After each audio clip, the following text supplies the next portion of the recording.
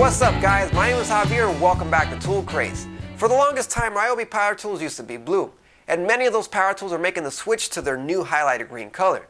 Now some people like the new color and some people don't. I happen to think the new color is cool and it makes them stand out. So not all of the tools have made the switch from blue to green, but many that have been made green are being upgraded, such as this new Ryobi 18V 1 Plus Orbital Jigsaw P523. And if you take a look at the box, this is the new and improved model that I believe came out last year, 2014. And it claims to give you true corded performance in a cordless tool. So I got to try it out over the week, and I'm impressed with its performance so far. I had an idea of its performance before trying, but after testing it out, it performed better than expected. So what I was looking for in this jigsaw were a few things, with the first being how fast it can cut. So I tried it out in several materials such as 2x4, making cuts into OSB, and it moved along at a great pace. And even doing some heavy work, making a cutout for a sink into a Formica countertop. At first as I made the cut, I thought it did okay, but then I realized that there was a layer of plywood underneath it, and I thought it did great considering it did twice the work at that speed. The next thing I was looking for was the scrolling performance. Paired with the scrolling blade, it was able to make tight turns into OSB, and the cuts were very smooth as well. I thought it did very good for a cordless 18V jigsaw, but the question is, was it corded good? I thought what better way to find out than by comparing it to a competing brand's corded 5-amp jigsaw. In this test I used the same piece of OSB to make identical cuts while they both shared the same blade.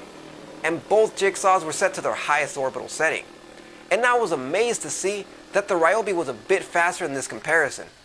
I wasn't trying to make this into a comparison between brands. I just simply wanted to see how this jigsaw compared to a similar corded jigsaw, since it does make the claim that it has true corded performance.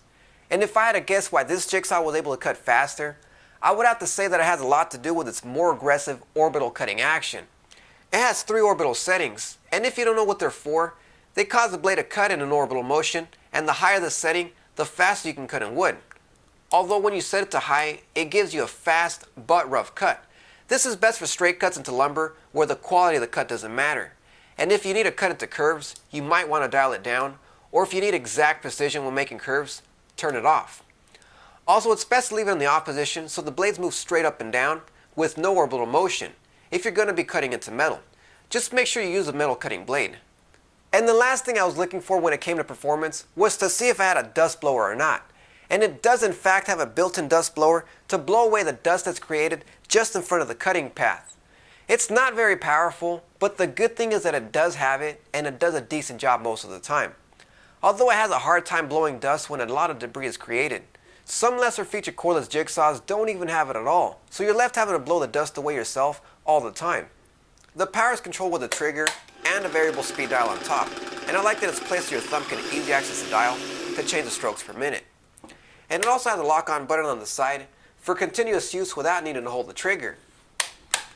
And like most cordless tools nowadays, it has a built-in LED light, and this is to help see the line of sight in poorly lit conditions. To install blades, it uses a toolless blade clamp, so no tools are needed.